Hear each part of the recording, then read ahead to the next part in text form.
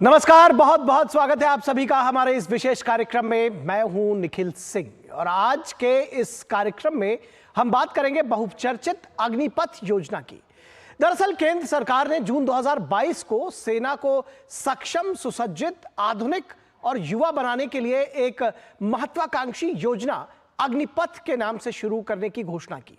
योजना का मकसद था कि देश की सीमा, नभ, थल, जल सभी दिशाओं से सुरक्षित हो और सशस्त्र बलों में युवा जवानों की संख्या जो है वो बढ़ जाए, ताकि फ्रंट लाइन पर प्रशिक्षित और हर समय जोखिम लेने में की क्षमता रखने वाले युवा अपना सर्वश्रेष्ठ प्रदर्शन दे सके और अपना दक्ष प्रदर्शन दे सके।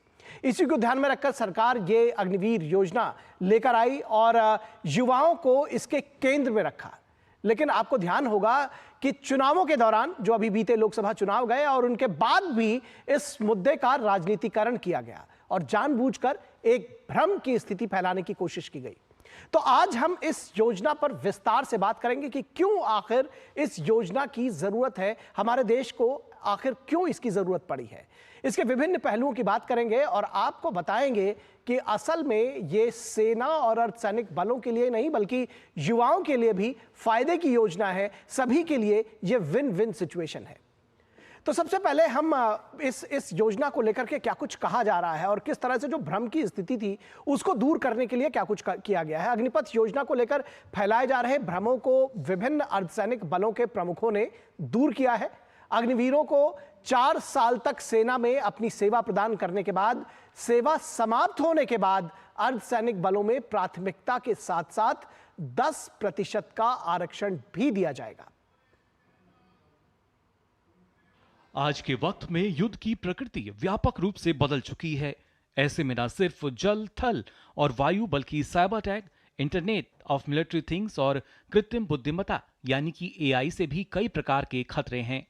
ऐसे में बेहतर, सुसज्जित और अधिक तैयार सेना की आवश्यकता महसूस की जा रही थी। ऐसे में देश के लिए एक युवा और सुसज्जित सशस्त्र बल की आवश्यकता की पूर्ति के लिए सरकार ने अग्निपथ योजना तैयार की। केंद्र सरकार ने 14 जून 2022 को सशस्त्र बलों में युवाओं की भर्ती के लिए योजना की शुरुआत की।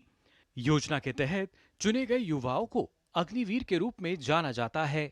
ये योजना युवाओं को 4 साल की अवधि के लिए सेना में सेवा की अनुमति देती है। इस योजना से सेना की युवा प्रोफाइल को सक्षम किया जाएगा। अग्निवीरों को मिलने वाले लाभों की बात की जाए तो 4 साल की सेवा के बाद 25% सैनिकों को सेना में 15 साल के लिए पुनर्नियुक्ति मिलेगी।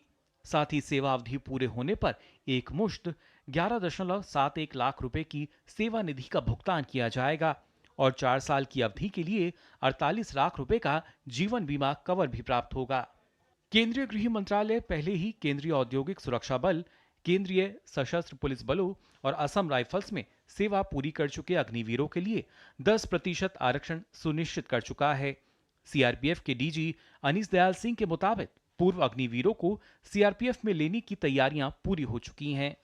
गृह मंत्रालय की तरफ से जो हमारा सीआरपीएफ का जो हमारा आरआर है वो भी अमेंड होके आ गया है, जिसमें कि ऑलरेडी अग्निवीर को लेने का प्रावधान कर लिया गया है। जो पहले बैच के अग्निवीर हैं, अगर वे ज्वाइन करना चाहते हैं सीआरपीएफ तो उनके लिए 5 साल की छूट भी है उम्र में, और उसके अलावा 10% रिजर्वेशन है उनके लिए। उनको फिजिकल एफिशिएंसी टेस्ट से छूट है, और जो सेकेंड बैच से आएंगे उनके लिए 3 साल की भी उम्र में रियायत है। इतना ही नहीं, सीआईएसएफ में भी भर्तियों की तैयारियां पूरी हो चुकी हैं। इस बात की जानकारी दी सीआईएसएफ डीजी नीना सिंह ने। गृह मंत्रालय भारत सरकार के द्वारा एक्स अग्निवीरों का केंद्रीय सुरक्षा बलों में भर्ती हेतु महत्वपूर्ण निर्णय लिया गया है। इस निर्णय के अनुसार सीआईएसएफ ने भी एक्स अग्निवीरों की सीआईएसएफ में भर्ती हेतु सभी तैयारियां कर ली हैं। इस तैयारी के अंतर्गत अग्निवीरों के लिए कांस्टेबल पद की भर्ती में 10% पद जो हैं वो अग्निवीरों के लिए आरक्षित किए गए हैं। सशस्त्र सेना बल में भी पूर्व अग्निवीरों के लिए 10% के आरक्षण की प्रक्रिया पूरी कर दी गई है। पूर्व अग्निवीरों को एसएसबी में भर्ती के दौरान उम्र की रियायत भी दी जाएगी। सशस्त्र सीमा बल में रिक्रूटमेंट हेतु 10% का एक्स अग्निवीर के लिए कोटा निर्धारित है।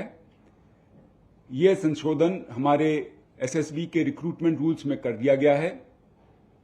इसके साथ साथ जो पहला बैच आएगा उनको 5 साल का एज रिलैक्सेशन भी उपलब्ध है। सीमा सुरक्षा बल के डीजी ने कहा कि अग्निवीरों के किसी भी बल में शामिल होने से उस बल को लाभ होगा। 4 साल इन्होंने मशक्कत की नौकरी की है, एक्सपीरियंस हासिल किया है, कड़े अनुशासन में रहे हैं, तो बीएसएफ के लिए एकदम अनुरूप हैं ये।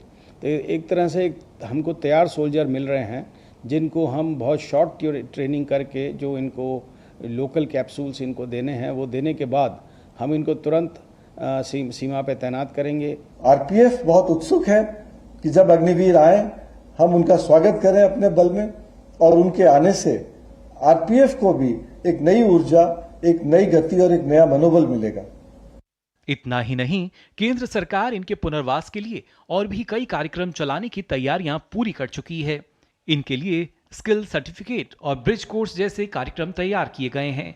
साथ ही असम, हरियाणा, उत्तर प्रदेश, मध्य प्रदेश जैसे कई राज्य सरकारी नौकरियों में प्राथमिकता की घोषणा भी कर चुके हैं। Bureau report, DD news.